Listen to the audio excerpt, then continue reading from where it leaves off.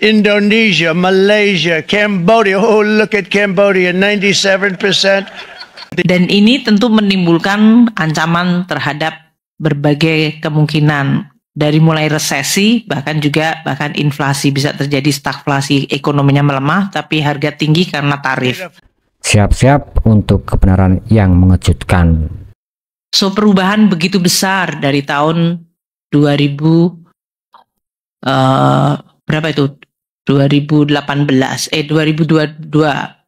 ke sini, itu ya. Suatu perubahan hanya dalam waktu kurun 3 tahun telah mengubah sebuah orde dunia. Ini tentu memberikan implikasi sangat besar, sangat fundamental. Dan oleh karena itu Presiden Prabowo selalu mengingatkan kita harus menyiapkan diri, menguatkan diri. Karena dunia memang tidak dalam situasi yang biasanya kita kenal, menjadi sangat unilateralis dan harus mampu kita jaga kedaulatan dan kepentingan Indonesia. Muncul blok-blok baru di luar yang biasanya tradisional.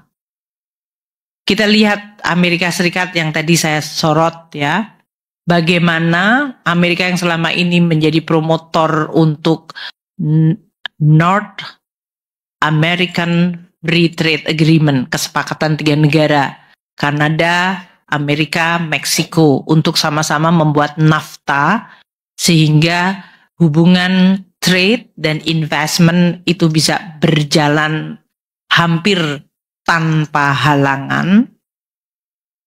Di dalam era Presiden Trump yang kedua ini, dilakukan seluruhnya menjadi totally tidak berlaku. Secara unilateral, sepihak, Amerika kemudian menyampaikan mengimpos tarif. Kalau NAFTA itu namanya free trade, itu biasanya tarif mendekati 0 atau bahkan 0%. Yang terjadi sekarang, tiba-tiba Trump menerapkan kepada negara tetangganya yang sebetulnya selama ini bergabung dalam sebuah blok free trade, yaitu North Africa Free Trade Agreement, NAFTA. Tiba-tiba tetangga sebelahnya dikenakan tarif. Kanada 10% untuk energi, 25% untuk komoditas lainnya. Meksiko 25% across the board. RRT 10% ini on top of yang selama ini RRT sudah terkena dari semenjak Trump 1.0, Biden, dan Trump 2.0. Jadi waktu Trump 1.0 dan Biden, RRT itu sudah dikenakan tarif dan belum turun, sekarang ditambahkan 10%. Diumumkan pada 1 Februari 2025 untuk pengenaan tarif tersebut. Reaksinya sungguh luar biasa. Tanggal 4 Februari, RRT yang sudah dikenakan tarif mulai 1 Februari melakukan retaliasi, balasan, dengan menerapkan tarif 15% untuk import coal dan LNG dari Amerika Serikat dan penerapan 10% dari import crude, mesin pertanian, kendaraan, dan truk dari Amerika Serikat. Perang dagang terjadi. Kalau kita biasanya mengenal perang militer, ini perang dagang terjadi.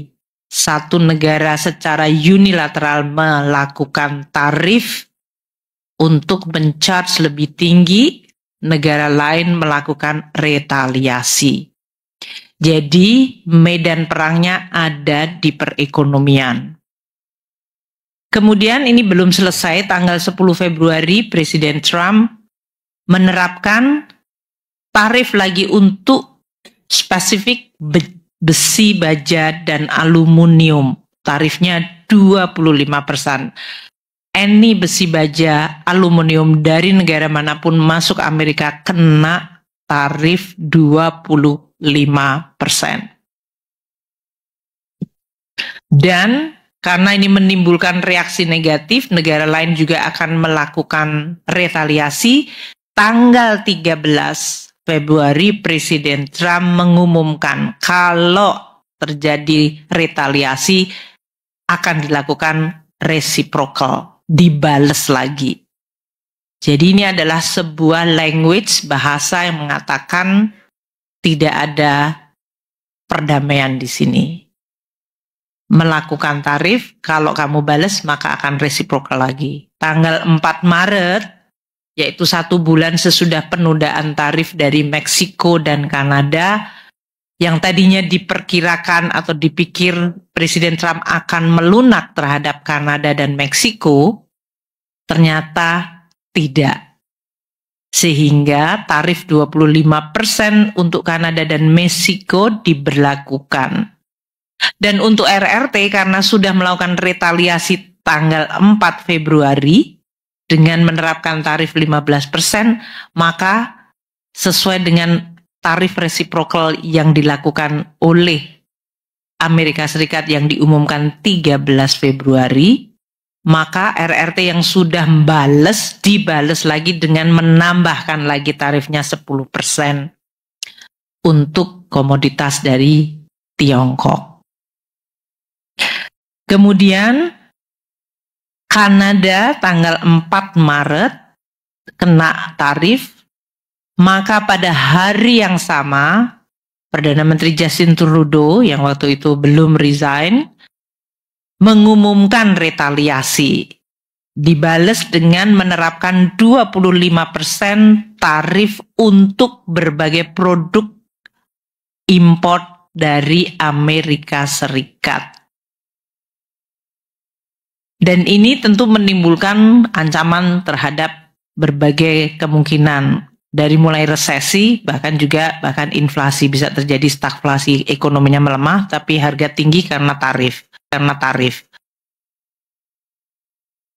Di tanggal 10 Maret, sekali lagi, untuk RRT dilakukan pelaksanaan tarif 10-15% untuk produk makanan dan pertanian, serta pembatasan ekspor dan investasi dari 25 perusahaan Amerika Serikat.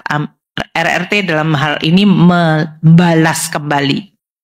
Karena tadi diberikan tarif reciprocal, kemudian dinaikkan lagi tarifnya, RRT membalas lagi dengan menerapkan 10-15% untuk produk pertanian dan makanan, dan bahkan pembatasan ekspor untuk terutama mineral rare earth, dan juga untuk investasi dari 25 perusahaan Amerika yang beroperasi di RRT.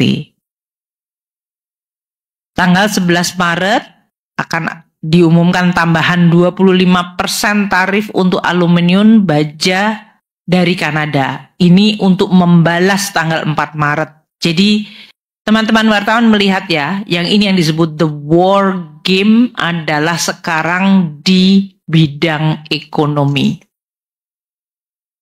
Trade yang tadinya berdasarkan rule base sekarang bisa secara sepihak diubah.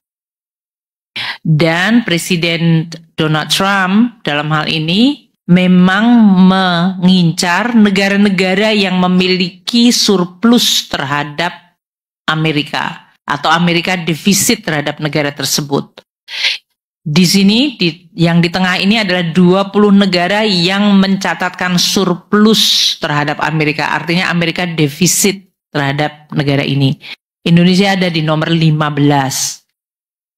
Kalau kita lihat Tiongkok, Meksiko, Kanada ini walaupun angkanya 73,7, ini lebih karena tidak hanya perdagangan tapi juga masalah imigrasi dan juga fentanyl, yaitu masuknya opioid yang telah mengancam kesehatan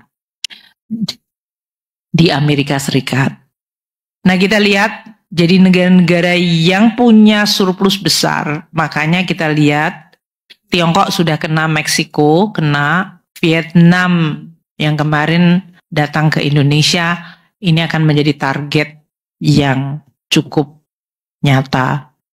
Untuk negara-negara European Union juga sudah dilakukan langkah-langkah untuk tarif, karena mereka sudah mengumumkan retaliasi dan kemudian akan terjadi back and forth. Jadi kita lihat Jerman, Irlandia, Kanada tadi ya.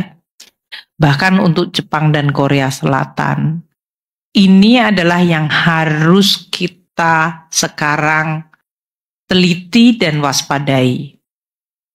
Kalau diberlakukan kebijakan tarif kepada semua negara surplus, Indonesia ada di dalam ranking 15. Dan ini akan berpotensi menciptakan tadi biaya dari supply chain sektor manufaktur dan terutama untuk sektor digital yang akan meningkat.